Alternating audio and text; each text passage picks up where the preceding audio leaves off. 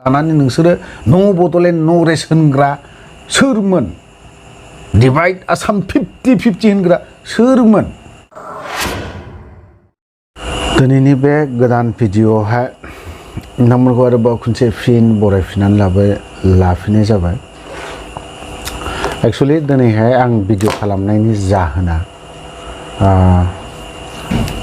सोरनिबा थाखाय गोनांथि जानो हागौ सोरनिबा थाखाय गोनांथि नङाबो जानो हागौ दिनैहाय आं दहाय 10-11टासोआवनो सिसुबारियावहाय मोनसे दिनै इउटिअनि आफादगिरि बिथां मार्कुस बसुमतारी बिथाङा मोनसे प्रग्राम लादोंमोन दिनै टिचार्स डे बे टिचार्स डेआवहाय बिथाङा मोनसे प्रग्राम खालामदों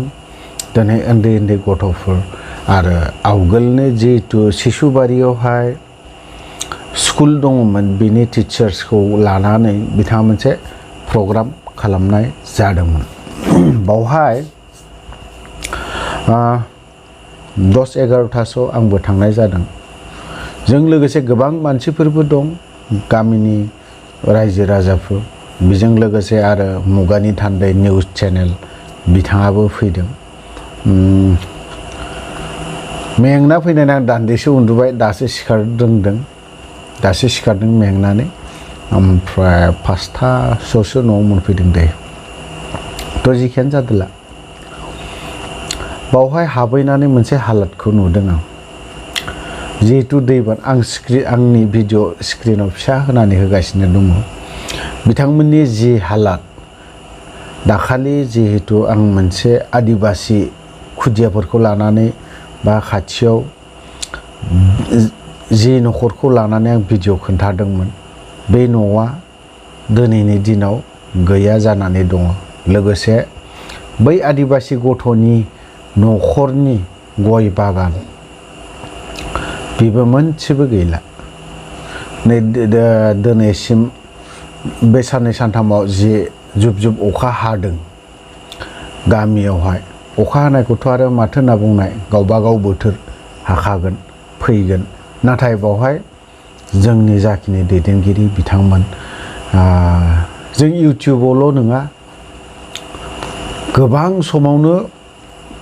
बे सिसुबारिनि बारै खोथाखौ बुंबोबाय थादों नाथाय बावहाय जोंनि दैदेनगिरिफोरा इम्परटेन्ट होआखै बा गोसो होआखै बेफोरबायदि मानसिनिफ्राय जेला भट फैयो इलेक्सन सम फैयो जेब्ला इलेक्सन सम सफैयो अब्लानि समाव बै बिथांमोनावहाय आथिं हमनायजों समान भट बिहोयो नाथाय जोंनि बे जयन्त बसुमतारी बिथांखौ बुंनो नागिरो जयन्त बसुमतारीया मा खालामनानै थादों आसाम एसेम्ब्लियाव मानो बुंखांनो हायाखै बेफोरनि प्रटेक्शननि खोथाखौ मानो बुंनो हायाखै नों दिनैहाय सोरबा सासेनि एमएलए नङालै जयन्त बसुमतारी नोंथाङा लाजिनांगौ दिनैहाय बैफोरबायदि सिसुबारि बायदि गामिया नों बर' नंगौना नङामोन सानसे समाव बेफोरबायदि सिसुबारिनि मानसिफ्रा नोंनि आबसु थानाय समावहाय नोंनि खाथिराव थांदोंमोन नों भट बिहैदोंमोन बिनावहाय आथिं हमहैदोंमोन जयन्त बसुमतारी एमएलए मा खालामदों नोङो बेफोरखौ नोंनि बे खर'आव हाबदोंना हाबाखै नोंनि बे खर' नांदोंना नाङाखै बर'नि खोथाखौ दोन बर'नि खोथाखौ दासान नोङो आदिबासिफोर दङ बेफोर न'खरा सानसे समाव बिथांमोना न' मोनदोंमोन बेसेबांबा खस्थ'नि गेजेरजों सोरबा पार्टिनिफ्राय न' मोनदोंमोन गभर्नमेन्टनिफ्राय न' मोनदोंमोन बेफोर न'आ दिनै मोनफा बायलांजोबनो हमदों नोंसोरनाव दुखु नाङाखै जानो हागौलै जयन्त एमएलए गाज्रि मोननानै लाब गैया जयन्त मिथिबाय नोङो थां एबारावहाय भट मोनगोन नामा इउपिपिएलआ थां भट मोनगोन नामा सिदा बाथ्राखा बेफोरो सिदा खोथा नोंसोरो जुदि दा बिथांमोनखौ जुदि जायगा होनो हायोब्ला भट मोनगोन नेक्स्ट टाइमावहाय दिनै बिथांमोना मा बुंनो हमदों गाबै बुंनो हमदों बेफोरनि गाबनायनि सावा नोंसोरनाव नांजोबगोन मिथिबाय जयन्त दा नांथोन सावा नोंनियाव दा नांथोन आं बेखिनि खोथाखौ बुंगोन नोंथांमोननि चिफ प्रमद बर' नोंथांमोननि चिफ UPPL नि चिफ बारे बार बुंदों आं UPPL नि चिफ आरो ओमफ्राय सोर थांदों फेरेंगा पन्डित महापन्डित XNDFB नि देरहालांनाय EM महापन्डित रन्जित बसुमतारी बेबो थांदों बावहाय इउटिउबारफोरखौ थै गैयि होनना बुंहैदों नोंनि थै गोनाङालाय मानोथो दिनैसिमबोलाय मा खालामना दोनदों सिसुबारिनि दिनैहाय बै न'खरफ्रा दिनैहाय नों बायदि सानसे समाव नोंबो जेरैबायदि प्लास्टिकनि न'आव त्रिपालनि न'आव थादों बिथांमोनाबो दिनै 2 बोसोर थादों रन्जित बसुमतारी BTC नि EM हाग्रानि राजा मा खालामदों बिसोरखौ दिनैहाय ना बेफोरबायदिनो दिनै गथ' गथाय रानज्रिं खुज्रिं बुथारनो गोसो जाखो ना माखो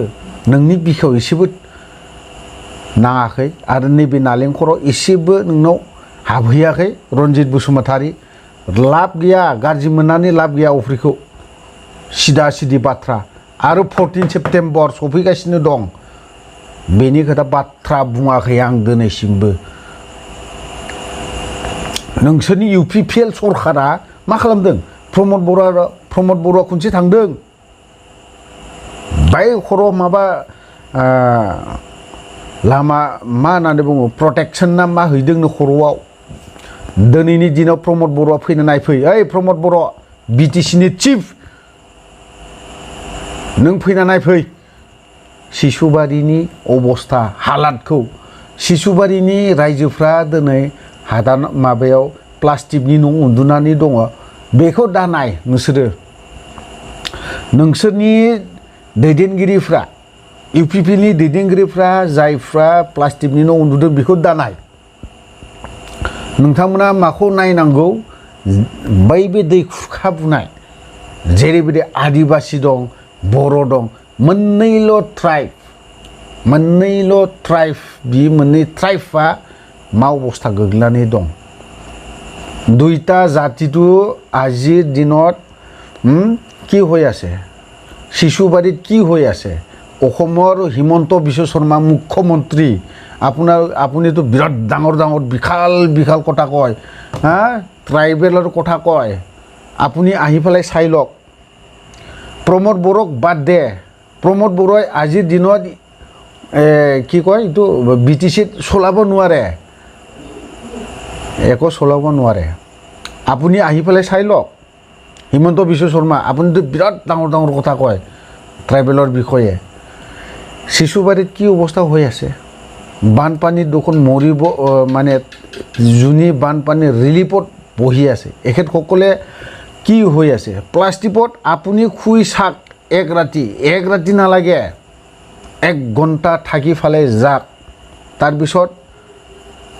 ৰিলিফৰ কথাটো আপুনি অলপ বুজি লওক অসমৰ মুখ্যমন্ত্ৰী হিমন্ত বিশ্ব শৰ্মা ডাঙৰীয়া আপোনাকতো বিশাল পলিটিচিয়ান বুলি কয় অসমৰ জনগোষ্ঠীবিলাকে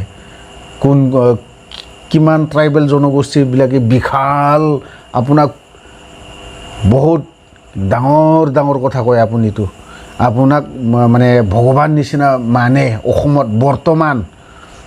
আপুনি আহি পেলাই শিশুবাৰীত চিৰাং ডিষ্ট্ৰিক্ট শিশুবাৰী গাঁৱত অকমান খুমাই পেলাই চাই যাওক তাৰপিছত আপুনি বিজেপি চৰকাৰে BTCত খুমাইছেতো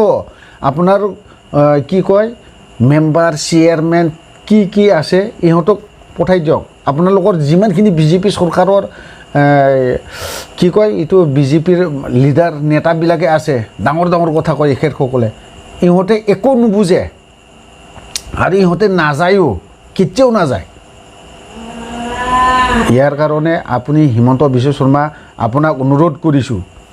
আপুনি আহি পেলাই চাই লওক কি কয় এইটো শিশুবাৰী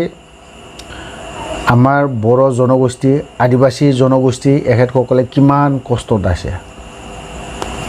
আজিৰ দিনত সিদিনা মই গৈ পেলাই চাই আহিছোঁ ঘৰৰ আদিবাসী দুজন ল'ৰা ছোৱালী তাৰ ঘৰত মই গৈ পেলাই ভিডিঅ' কৰিছিলোঁ কিন্তু তাৰ ঘৰটো আজিৰ দিনত নাইকিয়া হৈ গ'ল দিনैनि दिनाव गैया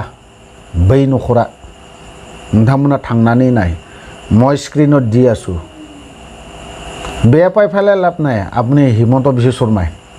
আপুনি আহক বিটিচিত যদি আপুনি বিজেপি চৰকাৰে যদি বিটিচিক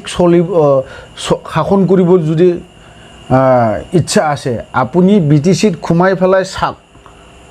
একবাৰ সোমাই পেলাই চাওক আকৌ কি কৈছোঁ মই আপুনি ত্ৰিপালৰ প্লাষ্টিকৰ ঘৰত 1 ঘণ্টা সোমাই বহি পেলাই যাওক